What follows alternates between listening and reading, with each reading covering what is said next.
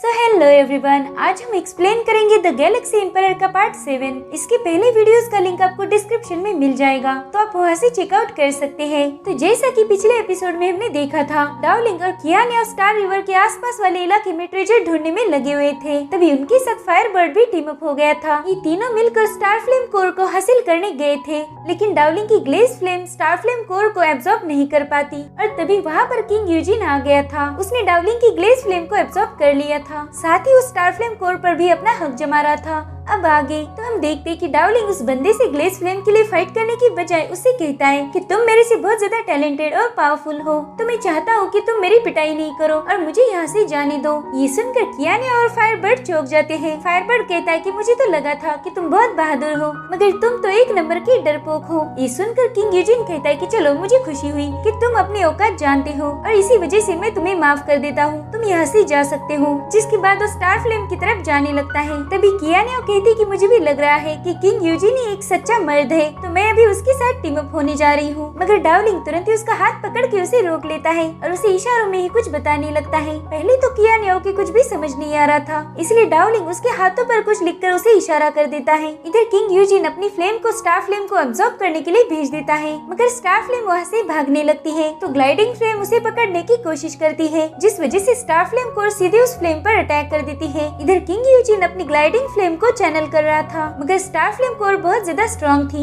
ये देखकर king Eugene को तो यकीन नहीं हो रहा था। उसे लगता था कि ग्लाइडिंग ही सबसे ज्यादा पावरफुल है, मगर वो गलत था। अब उसे पता चल गया था कि स्टार फ्लेम ग्लाइडिंग को एब्जॉर्ब करके उस पर भी अटैक करेगी, और ये बात डार्लिंग भी जानता था। डार्लिंग की ग्लेज फ्लेम ग्लाइडिंग फ्लेम के अंदर थी, तो अपने ग्लेज फ्लेम को और ज्यादा पावरफुल बनाने की कोशिश करता है। अब वो तुरंत ही प्राइमल पिल को एक्टिवेट करने लगता है। ये देखकर फायरबर्ड शॉक होकर आवाज करने लगता है, मगर कियाने तुरंत ही उसे अपनी चोंच बंद करने के लिए बताती है। किंग यूजिन को खबर ही नहीं थी कि डार्लिंग क्या कर रहा है। इधर डार्लिंग प्राइमल पिल को एक्टिवेट कर देता है, जिससे ग्लेज फ्लेम में फर्नेस तैयार हो जाती है। अब वो प्राइमल पिल को फर्नेस में मिला देता है और उससे गोल्डन पिल जनरेट हो जाती है। उस गोल्डन पिल में अर्थ एंड हेवन की पावर्स थी, साथ ही 5 एलिमेंट्स का एसेंस भी था। इधर ग्लाइडिंग फ्लेम अभी भी स्टार फ्लेम के साथ फाइट कर रही थी और किंग यूजिन अपनी पूरी पावर्स को इकट्ठा करके ग्लाइडिंग फ्लेम को स्ट्रॉन्गर बना देता है। फायरबर्ड भी समझ गया था कि उन्हें किंग यूजिन को बिजी रखना है ताकि डार्लिंग अपनी चाल चले, तो जल्दी से आगे आकर कहता है कि वाह, तुम तो सच में बहुत बहादुर हो,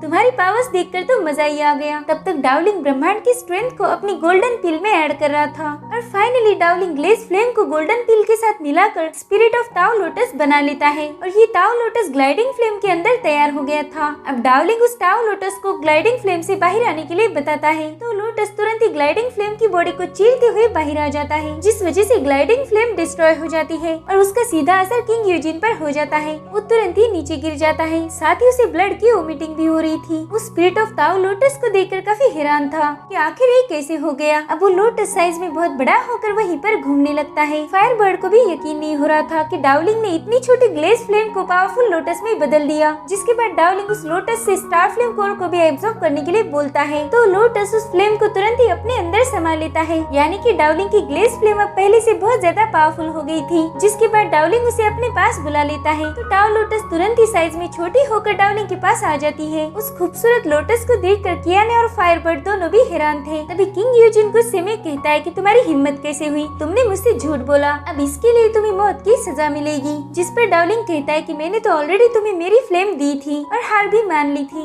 मगर तुम उसे रिफाइन नहीं कर पाए और इसमें मेरी गलती बता रहे हो, तुम एक नंबर के बेवकूफ हो। अब मौके का फायदा उठाकर फायरबर्ड भी गालियाँ देता है। वो कहता है कि ओए पागल, तुझे कुछ नहीं आता। इधर यूजिन की हालत बहुत खराब हो गई थी। अब वो जो ब्लड वोमिटिंग कर रहा था, उसमें से फायर तैयार होने लगती है। वो डार्लिंग से कहता है कि तुझे तेरी गलती की सजा जरूर मिलेगी। अब वो बड़ी हिम्मत करके कुछ लिखता है और तभी वहाँ पर एक बहुत बड़ी फायर क्रिएट हो जाती है। फायरबर्ड पूछ रहा था कि आखिर ये बेवकूफ क्या कर रहा है, तो कियाने बताती है कि इसने फॉरबिडन टेक्निक का यूज करके लाइफ फ्लेम कोर को अवेकन किया है। ये टेक्निक अलाउड नहीं है, अगर हमने इसे टच भी किया तो हम जल के मर जाएंगे। तभी हम देखते कि किंग यूजिन की बॉडी लाइफ फ्लेम से लिपटी हुई थी और अब वो इन लोगों पर अटैक करने की कोशिश करता है, मगर तभी ये तीनों वहाँ से फ्लाई करने लगते हैं। डार्लिंग और कियाने तो महफूज थे, मगर बेचारे फायरबर्ड के पंख में आग लग जाती है, जिस वजह से जोर जोर से चिल्ला रहा था। तभी डार्लिंग उसकी तरफ जाने लगता है, मगर किंग यूजिन उस पर फायर अटैक कर देता है। तो कियान याओ भी किंग यूजिन के अटैक को काउंटर करने लगती है। इधर डार्लिंग स्पिरिट ताओ लोटस को समन करके किंग यूजिन की फायर को रोकने लगता है। तो ताओ लोटस उसकी पूरी फायर को एब्जॉर्ब कर रहा था, मगर लाइव फायर तेजी से बढ़ रही थी। ये देखकर डार्लिंग थोड़ा घबरा जाता है, तो तुरंत ही गोल्डन रून्स की शील्ड बना लेता है, मगर उसे पता था कि ये भी काम नहीं आने वाली। इधर कियान याओ ये सब देख रही थी, उसे डार्लिंग की काफी फिक्र हो रही थी। तो वो एक ट्रेजर निकाल कर तुरंत ही अपने एम्पायर से मदद मांगती है। अब वो ट्रेजर बॉक्स काफी बड़ा हो जाता है और कहती है कि जिसने भी गलत किया उसे सजा दीजिए, जिसके बाद उस ट्रेजर को किंग यूजिन की तरफ भेज देती है। किंग यूजिन देखता है कि वो हेवी सा बॉक्स उसे क्रश कर देगा, तो तुरंत ही उसे रोकने लगता है। इधर डार्लिंग लोटस फ्लावर को समन करके किंग यूजिन पर हमला कर देता है और तभी वहाँ पर एक ब्लास्ट हो जाता है, जिसके बाद डार्लिंग और कियान याओ तुरंत ही उनके साथी के पास आ जाते हैं। उसका एक पंख पूरा जल चुका था और उसके दर्द से फायरबर्ड काफी रो रहा था। वो कहता है कि प्लीज मुझे बचा लो, मैं मरना नहीं चाहता हूँ। तो कियान याओ डार्लिंग से कहती है कि तुम विगर एलिक्सर का यूज करो, उसी से इसे बचाया जा सकता है। तो डार्लिंग तुरंत ही विगर एलिक्सर की पूरी बोतल फायरबर्ड की विंग्स पर उधेड़ देता है, जिससे वो आग तुरंत ही बुझ जाती है। साथ ही उसका विंग भी महफूज था।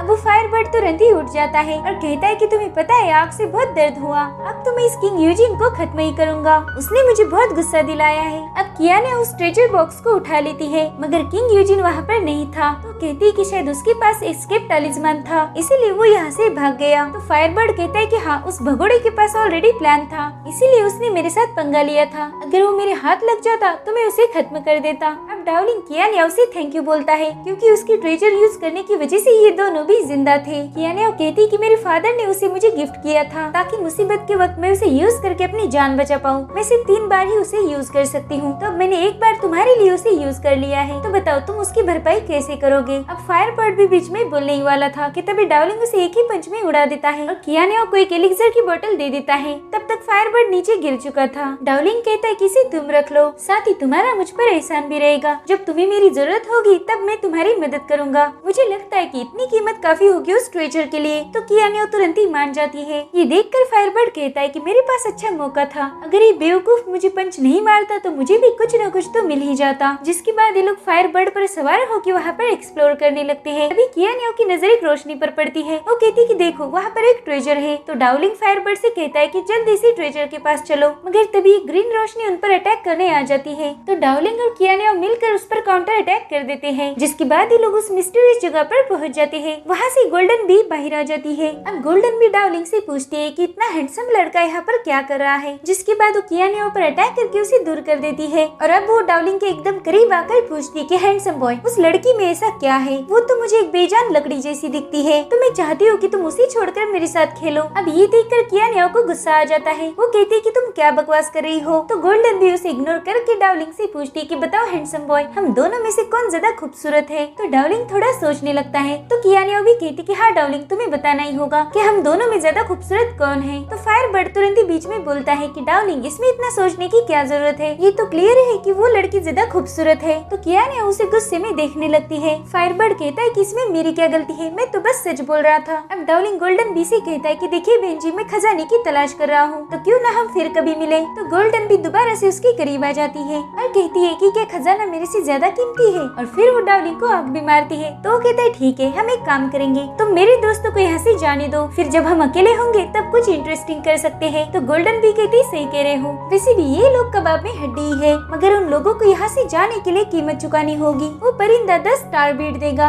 और वो कमीनी लड़की अपने चेहरे पर कट मार के यहाँ से जा सकती है। तो फायरबर्ड कहता है कि यार तुम तो हमें लूट रही हो। और कियान याओ कहती कि ओए बुढ़िया, मैं तेरी बात कभी नहीं मानूंगी। जिस पर गोल्डन बी कहती कि शायद तुम भूल गई हो, तुम्हारा लवर मेरे कब्जे में है। ये सुनकर कियान याओ उस पर अटैक करने जाने लगती है। वो कह रही थी कि तुम्हें किसने बोला कि ये बेवकूफ मेरा लवर है। और इसी के साथ ये एपिसोड यहीं पर खत्म हो जाता है। Thank you for watching, bye bye, take care.